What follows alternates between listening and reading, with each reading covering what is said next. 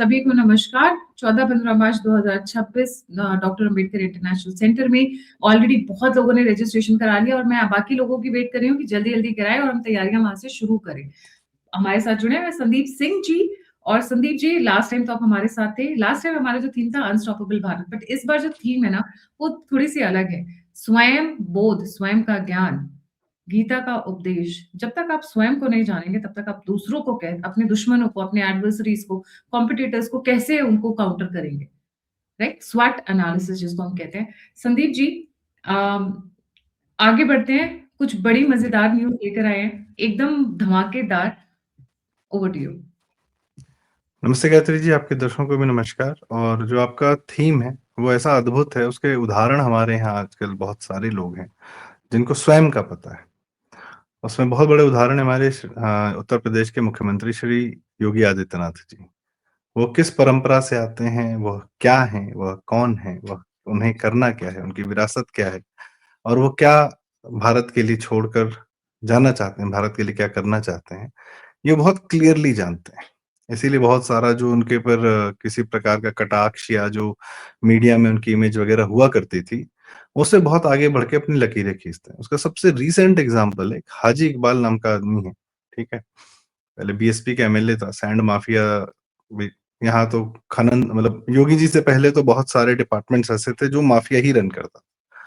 खनन घोटाला हो या उसमें बालू गिट्टी मोरंग वगैरह वाला हो सारा, या लिकर हो, या बहुत सारे अलग अलग डिपार्टमेंट, तो शिक्षा माफिया होता था। तो हर एक एक अलग अलग विभाग जो है अलग अलग माफियाओं को दे दिए जाते थे, तुम रन करो।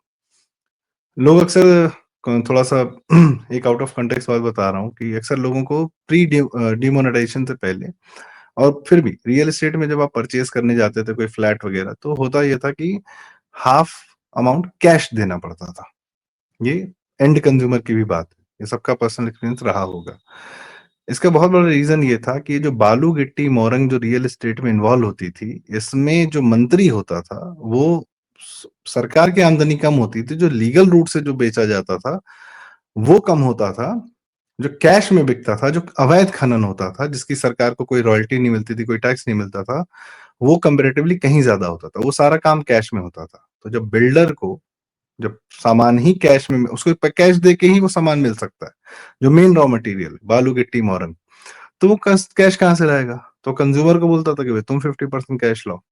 तो ये एक तंत्र था जिसका आप सोचिए, जो ये माइनिंग माफिया वाला हाजी इकबाल पकड़ाया है, अभी तो इसकी प्रॉपर्टीज अटैच हुई हैं करीब 250-300 करोड़ की।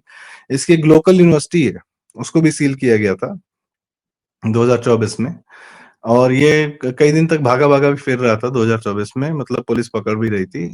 इनामी आदमी है, छोटा क्या इनामी है।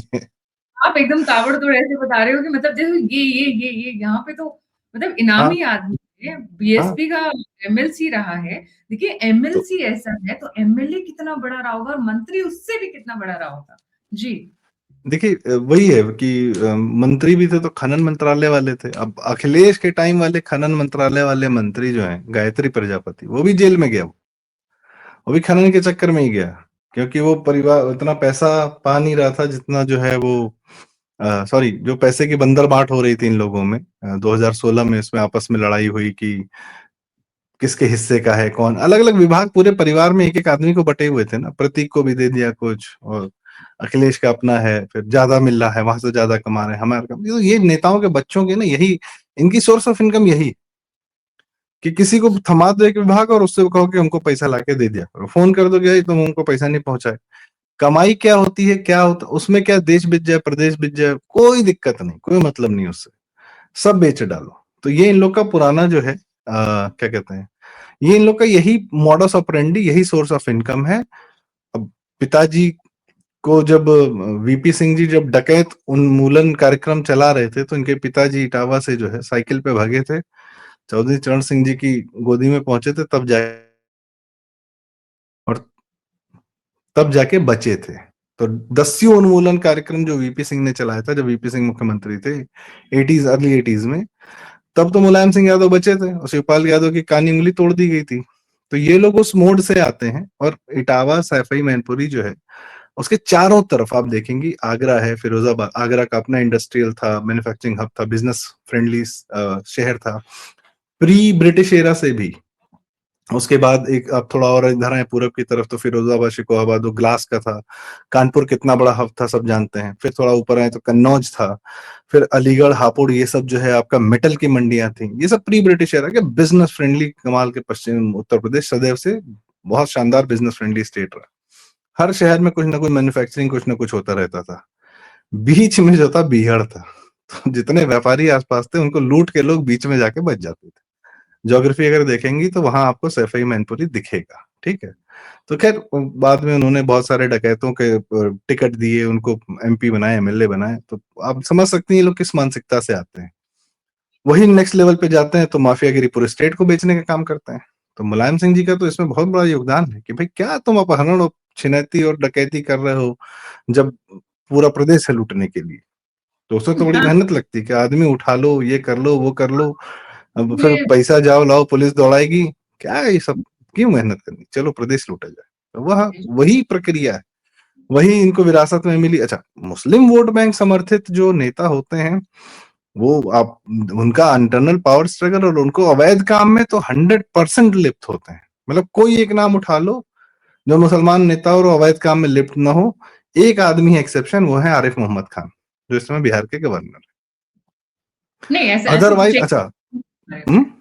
एक्सेप्शंस और भी हैं, but we will not go into that. अच्छा, इनके ऊपर यूपी गैंगस्टर एक्ट भी लगा था, इलीगल माइनिंग माफिया केस भी लगा था। केसेस की लिस्ट बड़ी लंबी चौड़ी है इनके ऊपर में। क्यों लैंड नहीं ग्रैबिंग होगी, है। केसेस की लिस्ट। जी। देखो संदीप भाई, हम्म। ये इतने छोटे मतलब ज्यादा गुनाह नहीं करते हैं। हम्म। एक्सटॉर्शन, किडनैपिंग, वसूली, हफ्ता, ये तो इनका जन्म सिद्ध अधिकार हो जाता है। क्या जरूरत है ये सब इंडिविजुअल आदमी से लेने की, जब पूरा प्रदेश का टैक्स जो कंपोनेंट आ रहा है, जो जनता टैक्स दे रही है, उसको तुम 250-300 करोड़ किसी एक प्रोजेक्ट में डालो, 10% ले लो, किसी और प्रोजेक्ट में डालो 25% ले लो, 20% ले लो। कोई प्रोजेक्ट तब सैंक्शन करो जब 10% उस अमाउंट का पैसा तुम्हारे घर में आके आदमी अगला रख गया हो, फोन कर दो कि ए अधिकारी, ये वाला ठेकेदार काम करेगा, ठीक है। तो ये तो प्रक्रिया थी। ये आपको पता है, मैं सबसे बड़ा जो योगी जी ने परिवर्तन लाया वो उत्तर प्रदेश में ई टेंडर लेकर आए। और सबसे बड़ा जो काम किया कि उन्होंने कहा कि कोई भी प्रोजेक्ट होगा उसकी कॉस्ट एस्केलेट नहीं होगी। अभी जो उन्होंने विधानसभा में योगी जी ने कहा कि आपका पूर्वांचल एक्सप्रेसवे का आपका ऑलरेडी 15,000 करोड़ का था, या इवन ये जेपीएनआईसी जो बिल्डिंग है जो लखनऊ में है, लाल बिल्डिंग खड़ी है, अखिलेश जी का ड्रीम प्रोजेक्ट था। तो बहुत शानदार कन्वेंशन सेंटर और फिर 5 स्टार होटल। 300 करोड़ से प्रोजेक्ट शुरू हुआ, 1400 करोड़ खर्चा हुआ, फिर भी प्रोजेक्ट कंप्लीट नहीं हुआ। तो सरकार क्या करेगी, सरकार एडिशनल पैसा देके फाइनल थोड़ी करेगी। अब वो क्या कारण है, क्या कौन सी जांच हो रही है, क्या नहीं हो रहा, उस पर हम लोग को बहुत कहने का नहीं है। उसमें बहुत सारे अधिकारियों का इन्वॉल्वमेंट क्या है, किसका है, नोबडी नोज।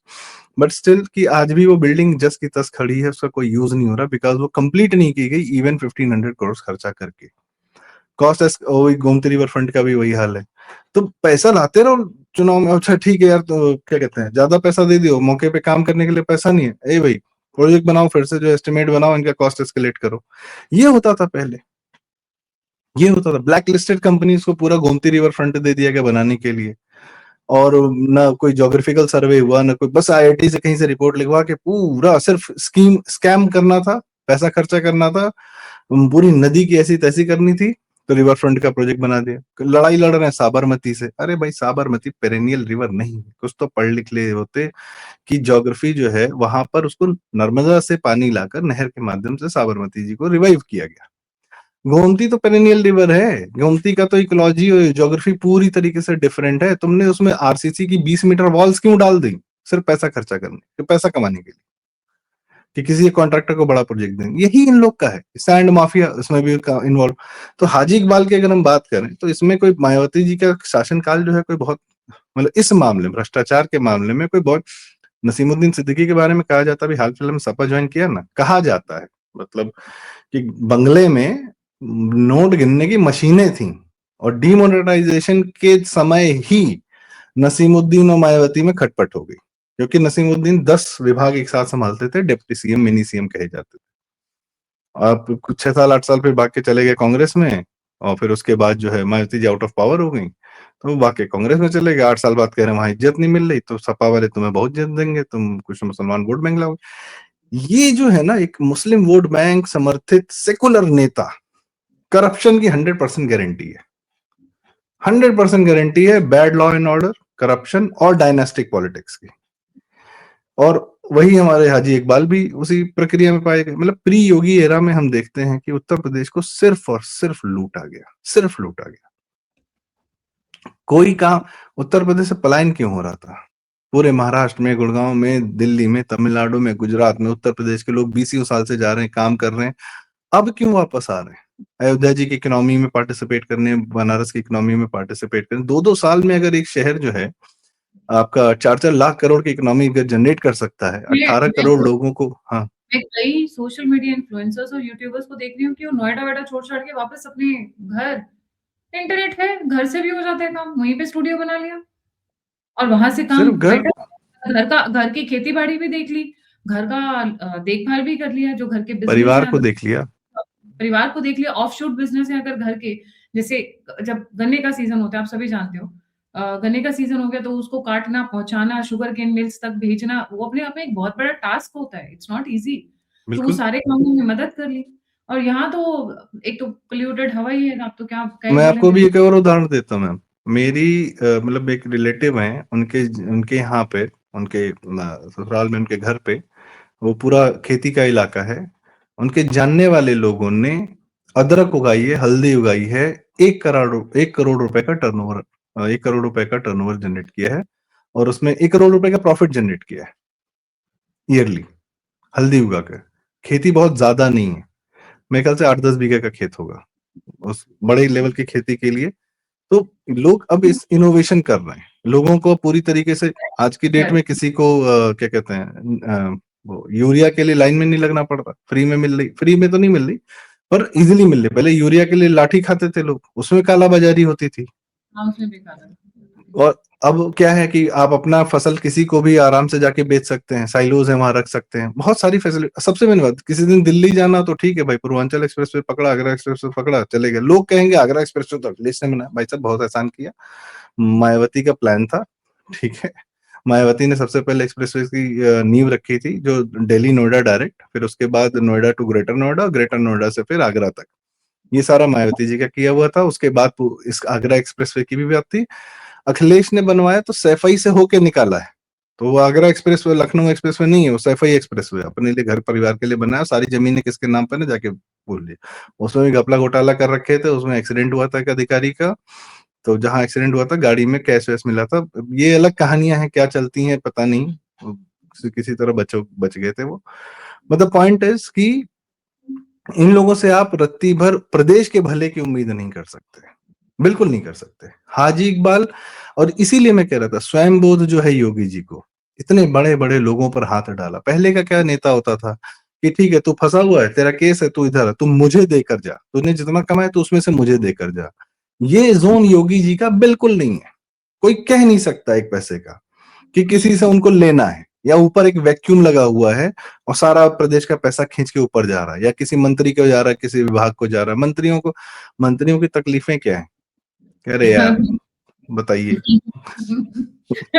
आज ज्यादा हमारा मत। समय आया था तो क्या क्या कहते हैं, छोड़ दीजिए। तो वो इस तरीके की बातें ना आदमी, हम लोग तो भुक्त भोगी हैं।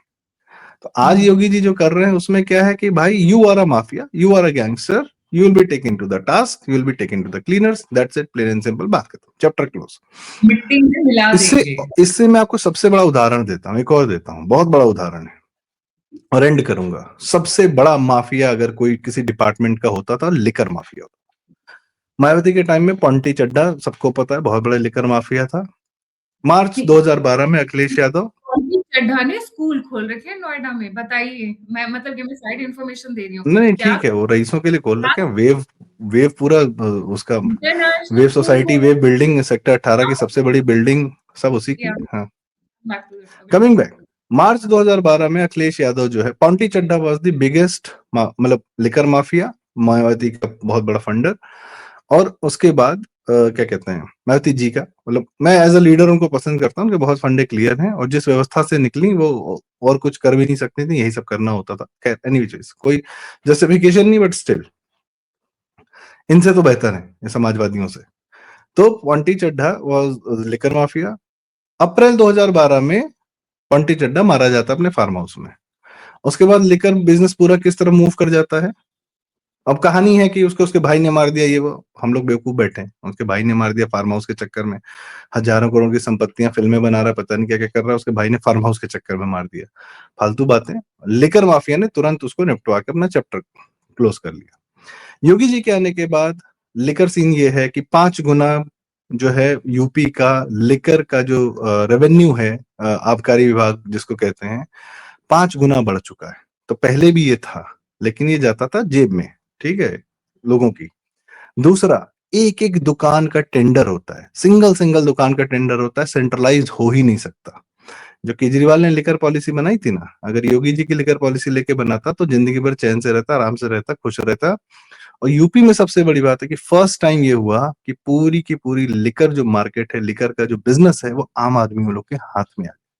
हर आदमी 10,000 20,000 का फॉर्म भर के जाता है, अपनी दुकान का देता है, अगर पर्ची निकल गई तो उसको लाइसेंस मिल जाता है, वो रिटेल की अपनी दुकान शॉप ऑन कर सकता है। कोई माफिया लिकर बिजनेस में भी एक आम आदमी को परेशान नहीं कर सकता है। दिस इज द ये सीन है हमारा इस समय उत्तर प्रदेश का। और ये तकलीफ है इन लोगों की। ये जो रेवेन्यू दिखता है ना सरकार के पास आता हुआ, इसमें ये सोचते हैं कि अरे यार 2 लाख करोड़ आया था, 10% तो अपना था ही था, हम होते तो 10 ले लेते। ये मानसिकता है, इससे जूझ है, इससे निकाला है योगी जी ने, क्योंकि उन्हें स्वयं बोध है।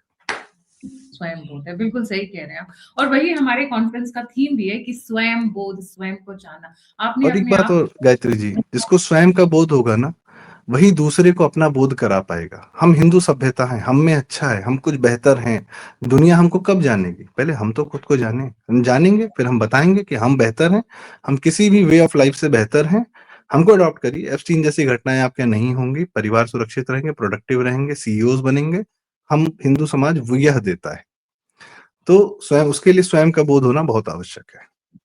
बिल्कुल सही। Thank you so much Sandeep ji for joining. मैं और संदीप जी आपसे मिलने के लिए बेताब हैं। क्यूआर कोड स्क्रीन के ऊपर है, वहाँ से स्कैन करके आप पासेस को रजिस्टर कर सकते हैं। इसी के साथ स्कैन कीजिएगा, स्कैम मत करिएगा।